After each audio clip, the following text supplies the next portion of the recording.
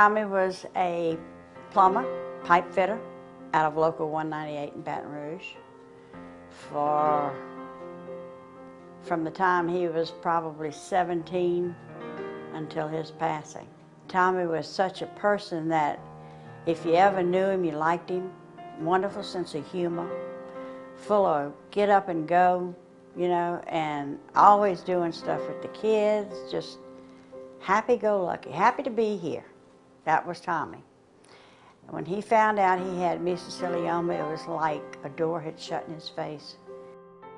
I don't know, we just kind of took to Jody, you know. He was very friendly. And of course we questioned because the hoods are always kind of got, you know, thinking things. But anyway, we got to know him pretty well, asked him a lot of personal questions that he was free to answer, which we liked, you know. And I don't know, he was just, it was like he was part of the family all of a sudden. He took to the kids, you know, he answered any questions that we had about the lawsuit. I could pick up the phone anytime, day or night, call Jody if I had a question, and he would be there for me. You know, I didn't have to go through an answering machine. I didn't have to go through 5 secretaries or give them a number and find out who you are. He'd say, hey, Miss Jackie, how you doing today? You know? And Cameron was the same way. And many a time I've been at the office just, you know, talking to him, and we go in his office and Cameron's in there, and it's just like a family reunion, you know. Like I said, Jody is just, he's not pushy.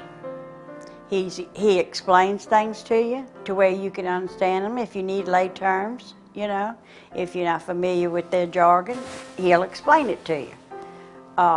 Like I said, my kids were very satisfied with any question that they had to ask. Jody was right there, or Cameron, both of them were there to answer it.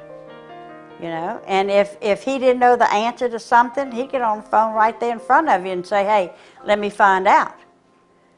I mean, that's just the way Jody is. He's there for you. He's just an all-around good fella. He really is. I like him. I mean, he even calls now to check up on me. And the case is over. And the case is over. I mean, he's fought to me.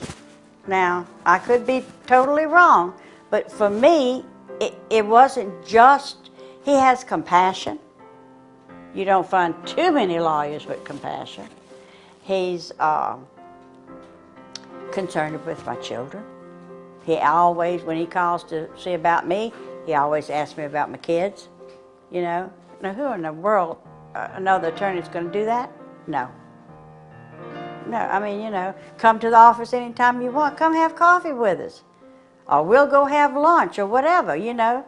He's just a friendly young man, and he's good at what he does, I think.